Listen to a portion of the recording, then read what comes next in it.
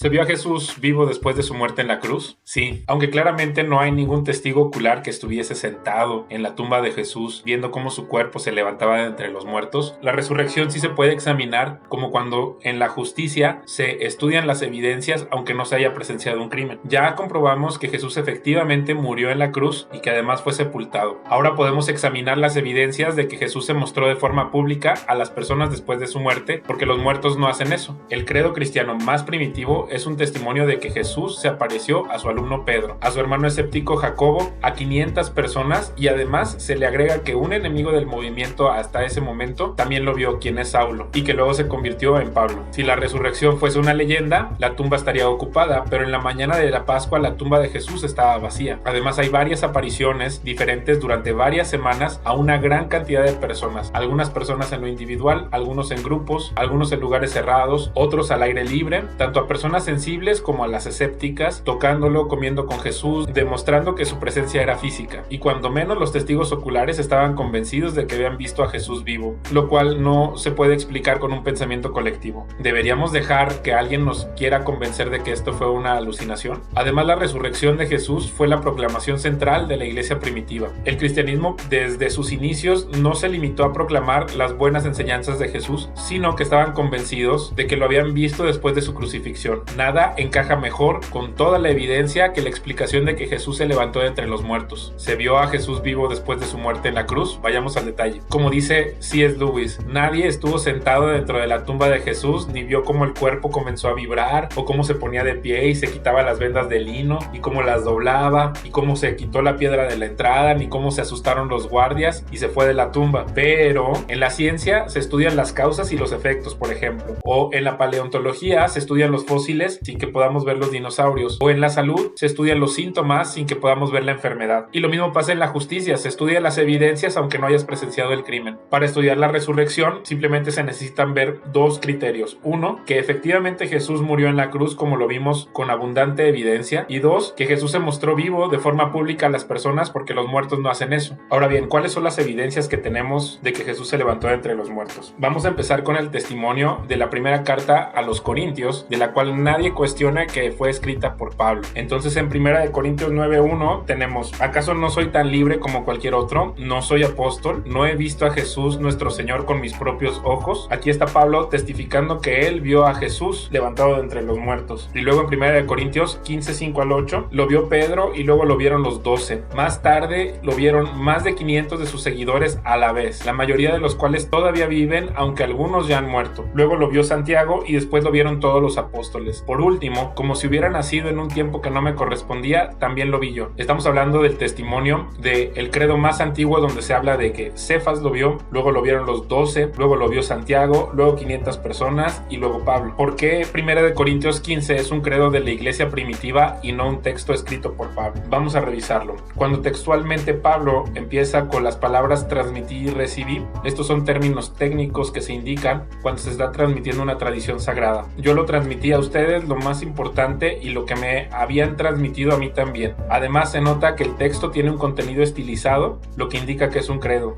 Cristo murió por nuestros pecados, tal como dicen las escrituras. Fue enterrado y al tercer día fue levantado de los muertos, tal como dicen las escrituras. Por otra parte, el texto original usa el nombre Cefas para Pedro, lo que es un nombre en arameo indicando el origen muy antiguo. Lo vio Pedro y luego lo vieron los 12. Además, las frases como los 12, al tercer día resucitó y otras frases no son costumbre en la terminología de cómo escribe Pablo. Ciertas palabras son similares a los recursos narrativos tanto en arameo como del hebreo del Mishnah. Desde el punto de vista cronológico, 1 Corintios 15 es la tradición más antigua de todas. Proviene de la fase más antigua de la historia del cristianismo primitivo. Por ejemplo, esta carta fue escrita por Pablo entre los años 55 y 57 después de Cristo. Sin embargo, en la carta él indica que esto ya había sido transmitido a los corintios, lo cual establece la fecha del credo alrededor de la primera visita, que fue en el año 51 después de Cristo. Pablo está diciendo que transmitió algo que recibió, que fue entre 2 y 8 años después de la resurrección, ya sea cuando estuvo en Damasco o cuando fue a Jerusalén.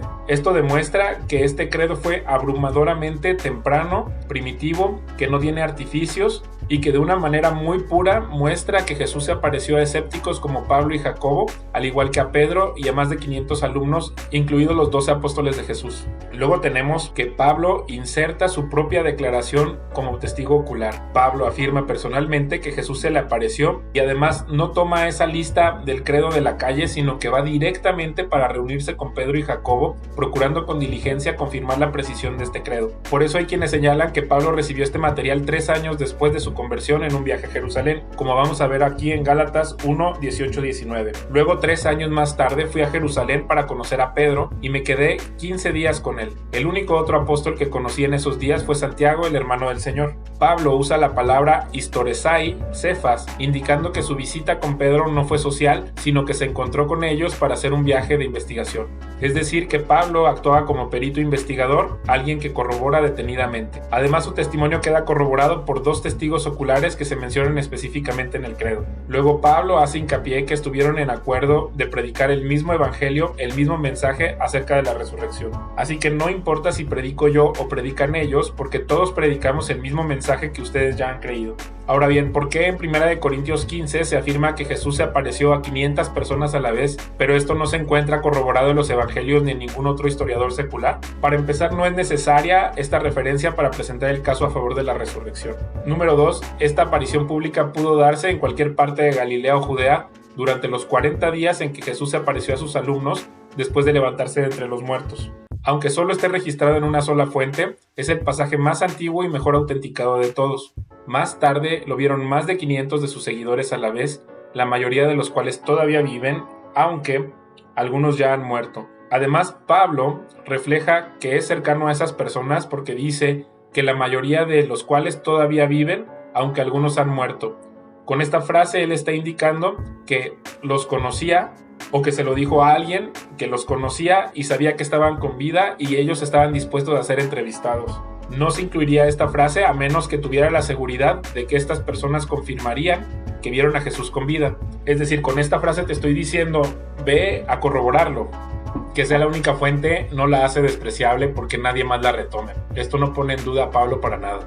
Numerosas apariciones fueron confirmadas en más de un evangelio o por el credo de 1 Corintios 15. Es decir, que cuando se vio a Jesús no se trató de observaciones fugaces o de figuras borrosas o de alucinaciones de 1 o 2 personas. Hay varias apariciones diferentes a una gran cantidad de personas, algunas a individuos, otras a grupos, algunas en lugares cerrados, otros al aire libre, tanto a las personas que son sensibles o favorables a Jesús como a las personas escépticas, y algunos fueron tocándolo o comiendo con él, demostrando que había presencia física de Jesús ahí. Por ejemplo, la aparición con María Magdalena. María se encontraba llorando fuera de la tumba y mientras lloraba se agachó y miró adentro. Vio a 2 ángeles vestidos con vestiduras blancas, uno sentado a la cabecera y el otro a los pies, en el lugar donde había estado el cuerpo de Jesús. Apreciada mujer, ¿por qué lloras?, le preguntaron los ángeles. Porque se han llevado a mi Señor, contestó ella, y no sé dónde lo han puesto. Dio la vuelta para irse y vio a alguien que estaba de pie ahí. Era Jesús, pero ella no lo reconoció. Apreciada mujer, ¿por qué lloras?, le preguntó Jesús. ¿A quién buscas? Ella pensó que era el jardinero y le dijo, Señor, si usted se lo ha llevado, dígame dónde lo puso y yo iré a buscarlo. María, dijo Jesús. Ella giró hacia él y exclamó, Raboní, que en hebreo significa maestro. No te aferres a mí, le dijo Jesús, porque todavía no he subido al Padre, pero ve a buscar a mis hermanos y diles, voy a subir a mi Padre y al Padre de ustedes, a mi Dios y al Dios de ustedes. María Magdalena encontró a los discípulos y les dijo, he visto al Señor, y les dio el mensaje de Jesús. Luego tenemos un material muy temprano, en Mateo 28, 8, 10. Las mujeres se fueron a toda prisa, estaban asustadas pero a la vez llenas de gran alegría y se apresuraron para dar el mensaje del ángel a los discípulos. Mientras iban, Jesús les salió al encuentro y las saludó. Ellas corrieron hasta él, abrazaron sus pies y lo adoraron. Entonces Jesús les dijo, no teman, digan a mis hermanos que vayan a Galilea y ahí me verán. Luego tenemos, ese mismo día, 2 de los seguidores de Jesús iban camino al pueblo de Maús, a unos 11 kilómetros de Jerusalén. Al ir caminando, hablaban acerca de las cosas que habían sucedido. Mientras conversaban y hablaban, de pronto Jesús mismo se apareció y comenzó a caminar con ellos, pero Dios impidió que lo reconocieran. Él les preguntó, ¿de qué vienen discutiendo tan profundamente por el camino? Se detuvieron de golpe con sus rostros cargados de tristeza. Entonces uno de ellos, llamado Cleofas, contestó, tú debes de ser la única persona en Jerusalén que no oyó acerca de las cosas que han sucedido ahí en los últimos días. ¿Qué cosas?, preguntó Jesús. Las cosas que le sucedieron a Jesús, el hombre de Nazaret, le dijeron. Era un profeta que hizo milagros poderosos y también era un gran maestro a los ojos de Dios y de todo el pueblo. Sin embargo, los principales sacerdotes y otros líderes religiosos lo entregaron para que fuera condenado a muerte y lo crucificaron. Nosotros teníamos la esperanza de que fuera el Mesías que había venido para rescatar a Israel. Todo esto sucedió hace 3 días. No obstante, algunas mujeres de nuestro grupo de seguidores fueron a su tumba esta mañana temprano y regresaron con noticias increíbles. Dijeron que el cuerpo había desaparecido y que habían visto a ángeles, quienes les dijeron que Jesús está vivo. Algunos de nuestros hombres corrieron para averiguarlo y efectivamente el cuerpo no estaba, tal como las mujeres habían dicho.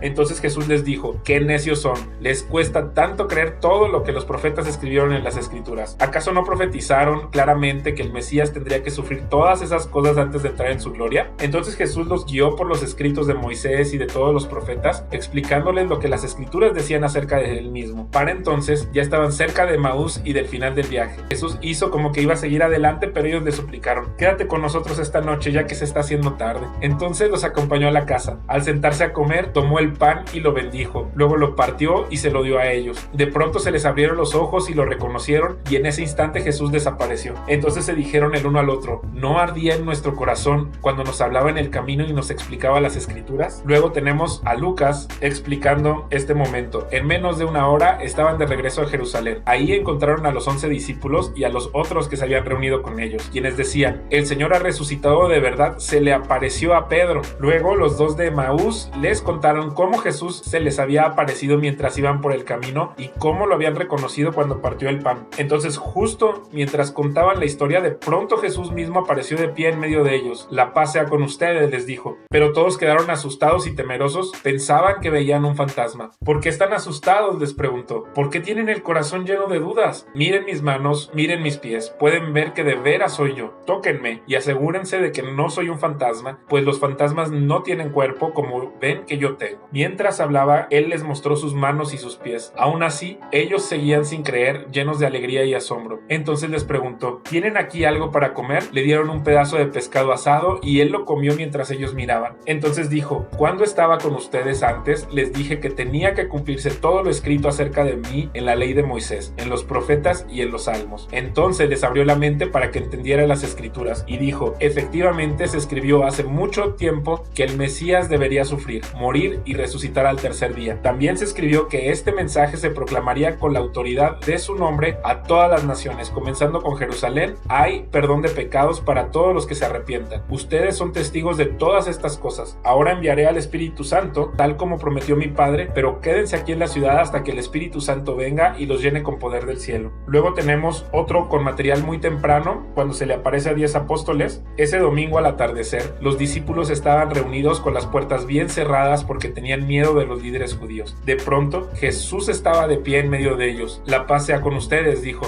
Mientras hablaba, les mostró las heridas de sus manos y su costado. Ellos se llenaron de alegría cuando vieron al Señor. Una vez más les dijo: «La paz sea con ustedes. Como el Padre me envió a mí, así yo los envío a ustedes». Entonces sopló sobre ellos y les dijo: «Reciban al Espíritu Santo. Si ustedes perdonan los pecados de alguien, esos pecados son perdonados. Si ustedes no los perdonan, esos pecados no son perdonados». Y tenemos otro episodio con Tomás. 8 días después, los discípulos estaban juntos de nuevo y esa vez Tomás se encontraba con ellos. Las puertas estaban bien cerradas, pero de pronto, igual que antes, Jesús estaba de pie en medio de ellos y dijo: «La paz sea con ustedes». Entonces le dijo a Tomás: «Pon tu dedo aquí y mira mis manos. Mete tu mano en la herida de mi costado. Ya no seas incrédulo, cree». «Mi Señor y mi Dios», exclamó Tomás. Entonces Jesús le dijo: «Tú crees porque me has visto. Benditos son los que creen sin verme». Los discípulos vieron a Jesús hacer muchas otras señales milagrosas, además de las registradas en este libro. Y luego vemos aquí Juan. Más tarde Jesús se apareció nuevamente a los discípulos junto al mar de Galilea. Este es el relato de lo que sucedió. Varios de sus discípulos se encontraban ahí: Simón Pedro, Tomás al que apodaban el gemelo, Natanael de Caná de Galilea, los hijos de Zebedeo y otros 2 discípulos. Simón Pedro dijo: «Me voy a pescar». «Nosotros también vamos», dijeron los demás. Así que salieron en la barca, pero no pescaron nada en toda la noche. Al amanecer Jesús apareció en la playa, pero los discípulos no podían ver quién era. Les preguntó: «Amigos, ¿pescaron algo?». «No», contestaron ellos. Entonces él dijo: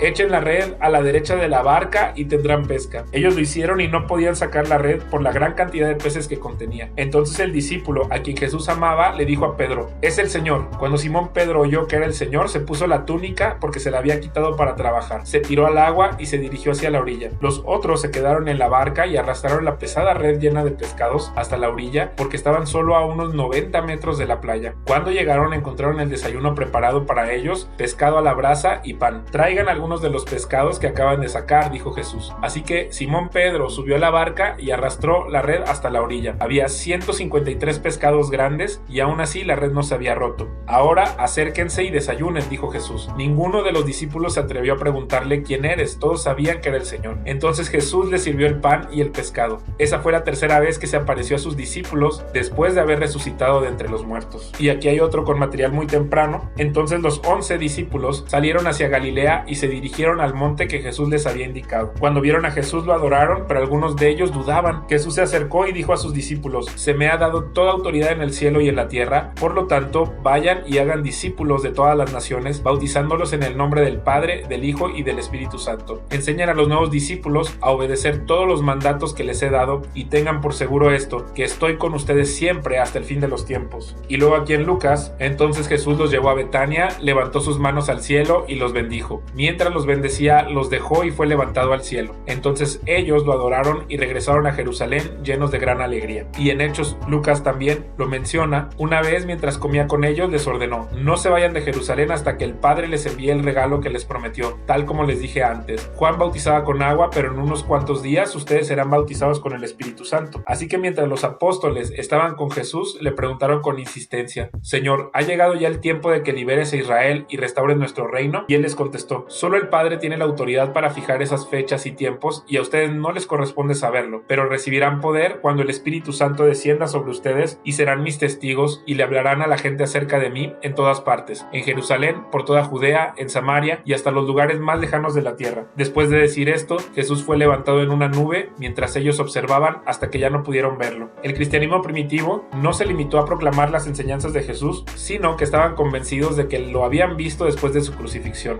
Dado que esto fue su convicción central, se habrían asegurado de que fuese verdad. Esto es lo que cambió sus vidas e inició la iglesia. Por ejemplo, Pedro lo vemos diciendo: Dios levantó a Jesús de los muertos y de esto todos nosotros somos testigos. Y luego en Hechos 3:15, ustedes mataron al autor de la vida, pero Dios lo levantó de los muertos y nosotros somos testigos de ese hecho. Y en Hechos 10:41, no al público en general, sino a nosotros, a quienes Dios había elegido de antemano para que fuéramos sus testigos. Nosotros fuimos los que comimos y bebimos con él después de que se levantó de entre los muertos. Y vemos a Pablo en Hechos 13:31, y durante varios días se apareció a los que habían ido con él de Galilea a Jerusalén. Actualmente ellos son sus testigos al pueblo de Israel. Ahora bien, hay problemas de que no existan los textos de Marcos 16, 9, 20 en copias tempranas. Pues en realidad no, porque aunque no todos están de acuerdo que Marcos termina en Marcos 16:8, por ejemplo aquí hay una nota que dice: los manuscritos más antiguos de Marcos terminan en el versículo 16:8. Otros manuscritos tardíos incluyen uno o ambos de los finales que aparecen a continuación, donde Marcos habla que Jesús se muestra a María Magdalena y luego también da la comisión de ir y bautizar, y cuando fue levantado al cielo en el relato de Marcos. De cualquier manera, si aceptamos esto, el relato termina con el testimonio de la tumba vacía y un joven que anuncia: ha resucitado, y les dice a las mujeres que habría apariciones. Es decir, que la proclamación de la resurrección ocurrió, y además hubo una predicción de que las apariciones seguirán. Esto lo podemos ver en Marcos 16:7. Ahora vayan y cuéntenles a sus discípulos, incluido Pedro, que Jesús va delante de ustedes a Galilea. Ahí lo verán tal como les dijo antes de morir. Esto concuerda con el credo de 1 Corintios 15:5. Lo vio Pedro y luego lo vieron los 12, y luego con Lucas 24:34, quienes decían: el Señor ha resucitado de verdad, se le apareció a Pedro, que también es un credo muy temprano. Y alguien se puede preguntar si estas apariciones son legendarias y se fueron construyendo con los años. Ahora bien, no todo el mundo concuerda que Marcos sea el primer evangelio. Hay una minoría que piensa que Mateo fue primero. Por otra parte, las leyendas solo aumentan con el tiempo, pero esto no refuta la creencia original de que Jesús se levantó de entre los muertos. Además, hay algo que hizo que los apóstoles hicieran de la resurrección su proclamación central. Una leyenda no explicaría los relatos iniciales de los testigos oculares. La leyenda puede decir cómo creció una historia, pero no cómo se originó cuando los participantes son testigos oculares o relataron hechos tempranos. El credo de 1 Corintios 15 es anterior a cualquier evangelio y hace afirmaciones muy grandes acerca de las apariciones, incluyendo los credos antiguos de la aparición a Pedro, registrado en Lucas y Hechos, y a 500 personas. Si la resurrección fuese una leyenda, la tumba estaría ocupada, pero en la mañana de la Pascua, la tumba de Jesús estaba vacía. Está la pregunta si los testigos estaban alucinando, lo cual los convenció de que estaban frente a Jesús cuando no fue así. Pero la pregunta es: ¿por qué deberíamos aceptar que alguien nos trate de convencer de que durante varias semanas personas de todo tipo tipo de trasfondo, de todo tipo de temperamento, en varios lugares tuvieron alucinaciones. Por lo general, las alucinaciones son producto del uso de drogas o de privaciones físicas, y muy probablemente no conoces a alguien que haya tenido alucinaciones que no fuese causado por esto. Una alucinación es una experiencia personal, es subjetiva y otros no pueden presenciarla. Las alucinaciones son de naturaleza individual. Solo una persona puede ver una alucinación dada a la vez. No es algo que un grupo de personas puede ver. No es posible que una persona pueda de alguna manera inducir una alucinación a otra persona. Además, los alumnos estaban temerosos, angustiados y dudaban después de la crucifixión, mientras que alguien que alucina debe tener una mente fértil llena de expectativa y anticipación. Por ejemplo, Pedro era un cabeza dura, Jacobo y Tomás eran escépticos, y además hay reiterados relatos de que Jesús se apareció a muchas personas que contaron lo mismo. Podría ser un caso de pensamiento colectivo en el que unos convencen a otros de que vieron algo que no existe, pero nada encaja mejor con toda la evidencia que la explicación de que Jesús se levantó de entre los muertos. Hasta los historiadores más escépticos concuerdan que para el cristianismo primitivo la resurrección de Jesús de entre los muertos fue un hecho real de la historia, el propio fundamento de la fe y no una idea mítica salida de la imaginación creativa de los creyentes, pues al menos los testigos oculares estaban convencidos de que habían visto a Jesús vivo, y un pensamiento colectivo no puede explicar eso. Por ejemplo, en el caso de los discípulos había demasiado en juego, murieron por defender este testimonio.